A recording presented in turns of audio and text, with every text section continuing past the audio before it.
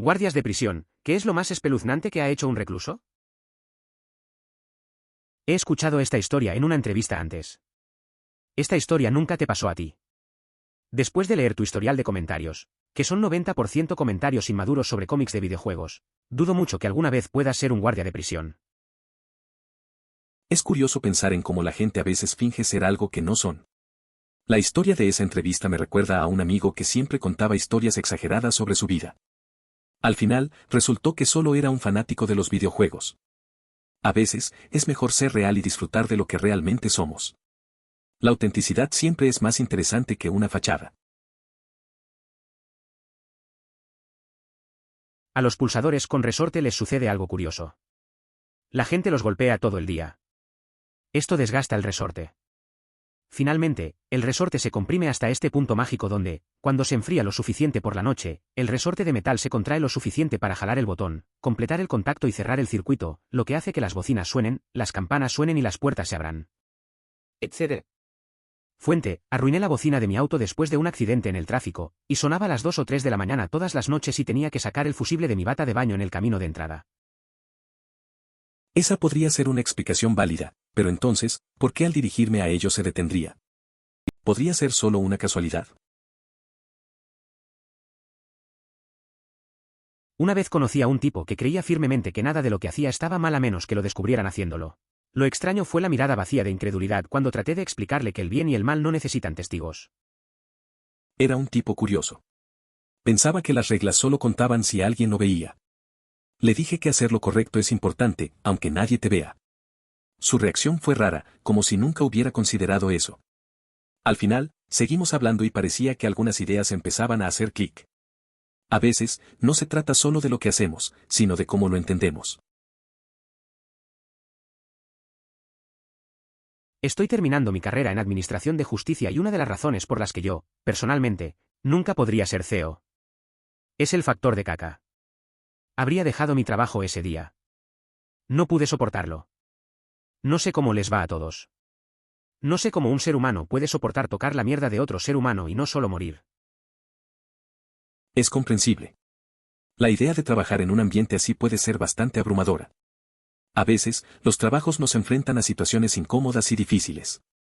Creo que cada quien tiene sus límites. Yo tengo un amigo que se siente igual, no soporta el tema de la higiene. Al final, lo importante es encontrar un trabajo con el que te sientas a gusto. Tuve un maestro que fue CEO durante unos 15 años y me contó que los únicos asesinatos que vio fueron hombres, condenados a cadena perpetua, sin libertad condicional, que mataban a personas que estaban en prisión por delitos contra niños. Es interesante cómo las experiencias de vida de algunas personas pueden ser tan profundas. En este caso, el profesor vio una realidad dura desde otra perspectiva. La violencia a veces se manifiesta en lugares inesperados. Es un recordatorio de que la justicia y las decisiones de vida pueden llevar a situaciones extremas. Aunque no es algo que suceda todos los días, siempre es un tema que invita a la reflexión. Creo que todas las prisiones están plagadas de fantasmas.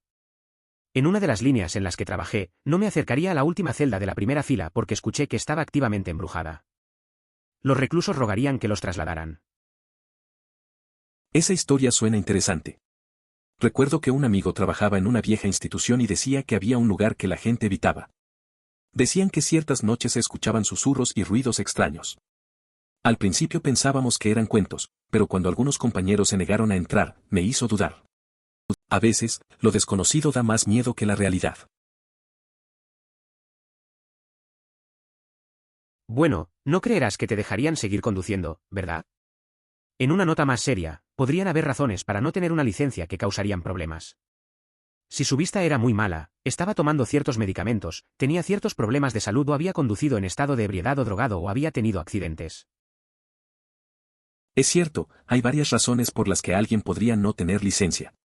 Algunas personas pueden tener problemas de salud que les impiden conducir. Otras pueden haber tenido malas experiencias en el pasado, como accidentes o problemas relacionados con el alcohol. No es un tema fácil de hablar, pero hay que abordarlo con comprensión. La seguridad de todos en la carretera es lo más importante. Sí, lo hice durante 3 años pero tuve que dejarlo. Estas personas simplemente no están siendo rehabilitadas. Para pasar el tiempo allí, de vez en cuando leía varios textos religiosos. Cuando leí sobre el medio de vida correcto del noble óctuple sendero budista, realmente me impulsó a salir de ese alboroto. Entiendo esa experiencia. A veces te das cuenta de que el entorno en el que estás no te lleva a nada bueno. Leer esos textos puede hacerte reflexionar. La idea de un bien vivir puede cambiar tu perspectiva y ayudarte a alejarte de ciertos caminos. Es bueno que hayas encontrado esa motivación para salir de allí. La vida a veces te da lecciones importantes. La noche de la Super Bowl tuvimos un recluso que vino por dolor en el pecho. Claramente hizo su investigación porque explicó los síntomas y la historia de los libros de texto, y además tenía alrededor de 50 años. Afirmó que no había tomado su medicamento para la presión arterial alta en algunas semanas porque tenía la receta equivocada en prisión. Fue muy amable, educado y paciente. Simplemente me senté con los dos oficiales que estaban con él y miré el juego. El médico con el que estaba trabajando sabía lo que estaba haciendo el tipo, pero pensó, ¿qué diablos? Es fanático de Panzer. Es curioso cómo a veces la gente elige momentos inesperados para hacer sus jugadas. Recuerdo a un amigo que siempre trataba de hacer lo mismo. En una fiesta, mientras todos bailábamos, él se metió en la conversación. Nadie se dio cuenta, pero me parecía gracioso. A veces solo hay que relajarse y disfrutar del momento, sin preocuparse por las circunstancias. Dos de las mismas personas, entonces. La implicación es que usted es la misma persona que el recluso excepto que tomó una decisión diferente. No suena muy plausible a menos que el recluso / guardia fueran gemelos que literalmente crecieron juntos en el mismo entorno. Lo que dice suena a un caso de caminos diferentes. Tal vez conocía a alguien que eligió un camino complicado, justo como mencionas. Crecimos en el mismo barrio, pero yo tomé decisiones diferentes. A veces me pregunto qué hubiera pasado si hubiera elegido lo contrario. Eso me hace pensar en lo frágil que es la vida y cómo una elección puede cambiar todo. Puedo entender eso, quiero decir, hay momentos en los que hay que tener frío.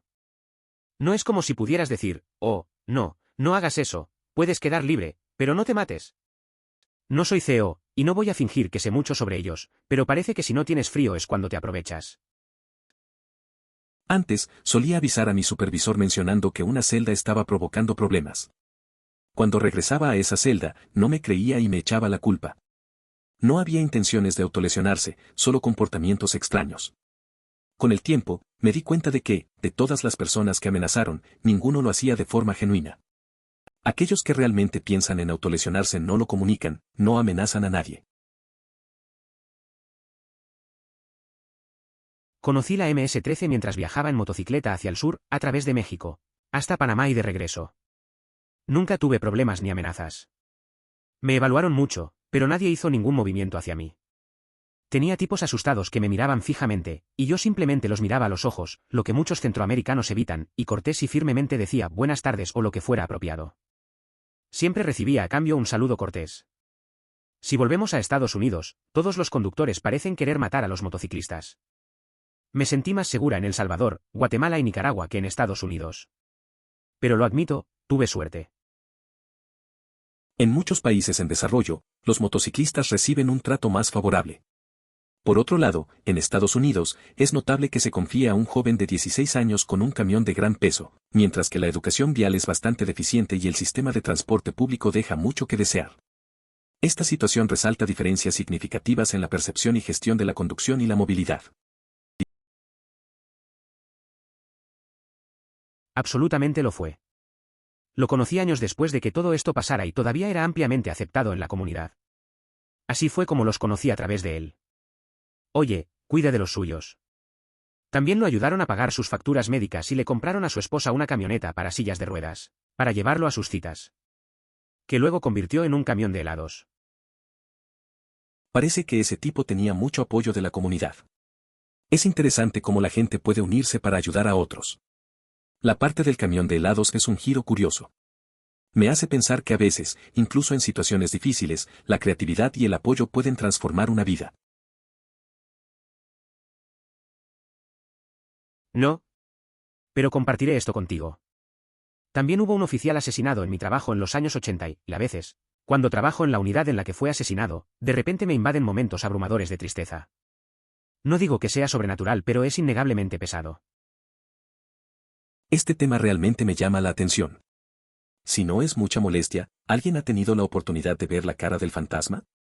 ¿Sabes cómo es su apariencia? ¿Solo se manifiesta ante los pueblos indígenas? Bien por usted. Estoy muy feliz de que hayas podido encontrar una manera de hacer las paces con tu pasado y seguir adelante para poder vivir la vida que te mereces. Es horrible las cosas que te pueden parecer normales.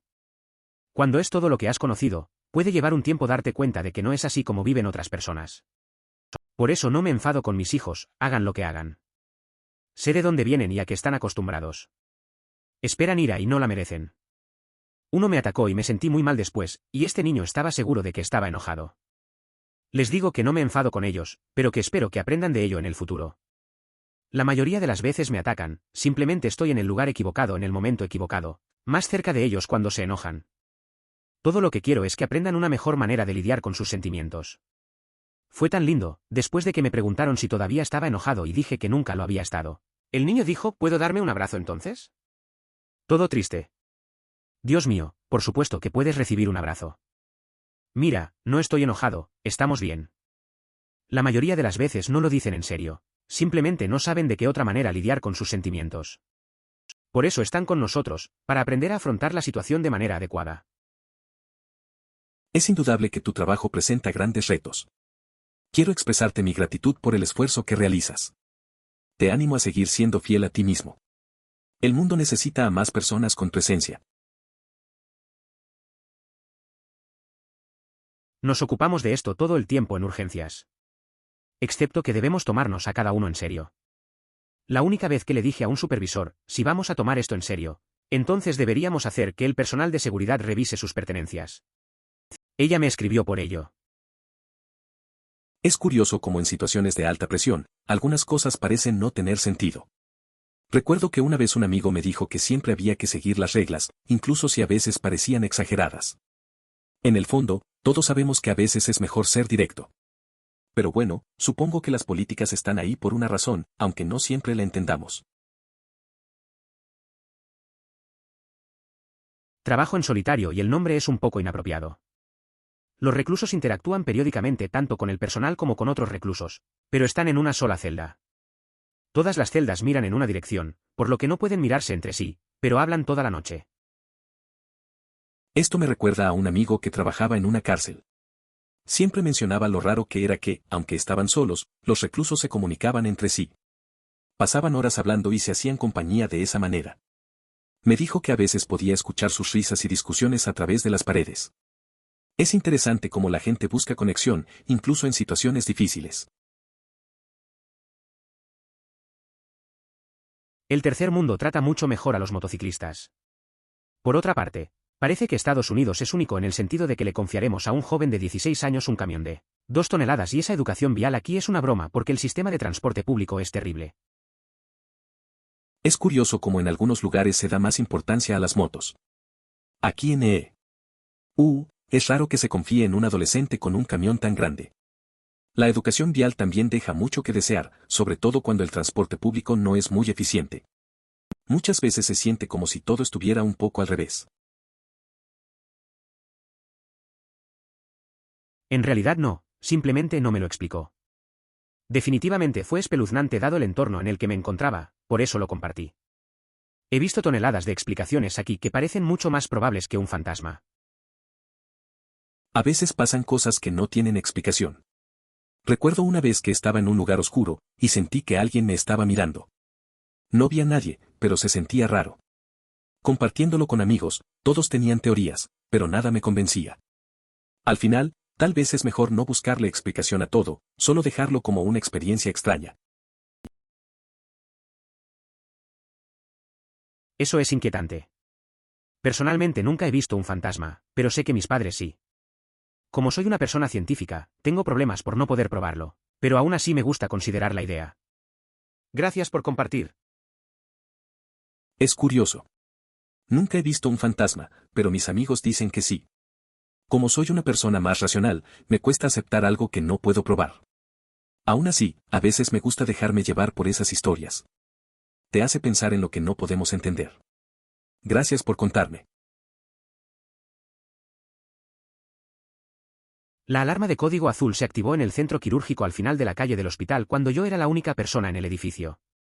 No estaba en el quirófano donde se disparó, pero el despacho me llamó a mi teléfono para preguntarme por qué estaba activando las alarmas. Uno de mis empleados enceró un área que solo tiene una entrada y una salida. Enceró un piso y nos quedamos en la puerta hablando mientras se secaba la cera nueva. Después de que se secó, lo revisamos para asegurarnos de que se veía bien y que tenía huellas. Las huellas no coincidían con ninguno de nuestros zapatos y no había manera de que alguien hubiera pasado junto a nosotros sin que lo viéramos. Ya había algunas capas en el piso que se veían bien y al día siguiente tuvimos que volver a arreglarlo. Mierdas raras e inexplicables como esa. A veces pasan cosas extrañas en el trabajo. Una vez, en un centro de cirugía, el código azul sonó. Yo estaba solo y resulta que un empleado había encerado el suelo en un área. Hablamos mientras se secaba y al revisarlo, encontramos huellas que no eran de nosotros. Nadie había pasado y ya había unos abrigos ahí. Al final, tuvimos que volver al día siguiente a corregirlo. Raro, ¿no? Por favor considere suscribirse si lo disfrutó. Emoticono corazón.